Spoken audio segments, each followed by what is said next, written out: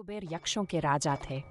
यक्ष बीच का जीवन होते हैं। वे ना यहाँ के जीवन में होते हैं और ना ही वो पूरी तरह से जीवन के बाद वाली स्थिति में होते हैं। कहानी कुछ इस तरह है कि रावण ने कुबेर को लंका से निकल दिया और कुबेर को मुख्य भूमि की ओर पलायन करना पड़ा।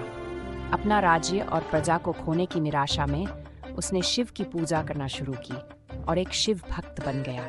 शिव जी ने दया भाव दिखाते हुए उसे एक अन्य राज्य और संसार का सारा धन दे दिया। इस तरह कुबेर संसार का सबसे अमीर व्यक्ति बन गया। धन मतलब कुबेर, ये कुछ इस प्रकार देखा जाने लगा।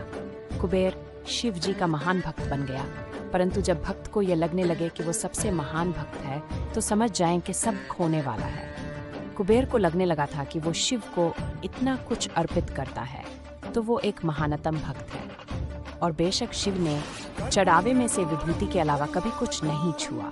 पर कुबेर खुद को महान समझने लगा क्योंकि वो शिव जी को इतना कुछ चढ़ावे के रूप में भेंट करता था। एक दिन कुबेर शिव के पास गए और कहा, मैं आपके लिए क्या कर सकता हूँ? मैं आपके लिए कुछ करना चाहता हूँ। शिव जी ने कहा, तुम मेरे लिए क्या कर सकते हो? कुछ भी नहीं, क्योंकि मुझे किसी चीज़ की आवश्यकता ही नहीं है। मैं ठीक हूँ, परंतु मेरा बेटा। उन्होंने गणपति की ओर इशारा करते हुए, ये लड़का हमेशा भूखा रहता है, इसे अच्छे से खिला दो, यह तो अत्यंत सरल है, कहकर कुबेर गणपति को अपने साथ भोजन के लिए ले गया। उसने गणपति को खाना खिलाना शुरू किया और वो खाते गए और खाते ही गए। कुबेर ने सैकड़ों रसोइयों की व्यवस्था की और प्रचुर मात्रा में खाना बनाना शुरू किया। उन्होंने ये सारा भोजन गणपति को परोसा और वे खाते रहे। कुबेर चिंतित हो उठे और कहा, रुक जाओ, अगर तुम इतना खाओगे तो तुम्हारा पेट फट जाएगा। गणपति ने कहा, आप उसकी चिंता मत करो। देखिए, मैंने एक सांप को एक कमर पेटी के रूप में बांध रखा है, तो आप मेरे पेट की चिंता ना करें। मुझे भूख लगी है, मुझे खाना खिलाएं।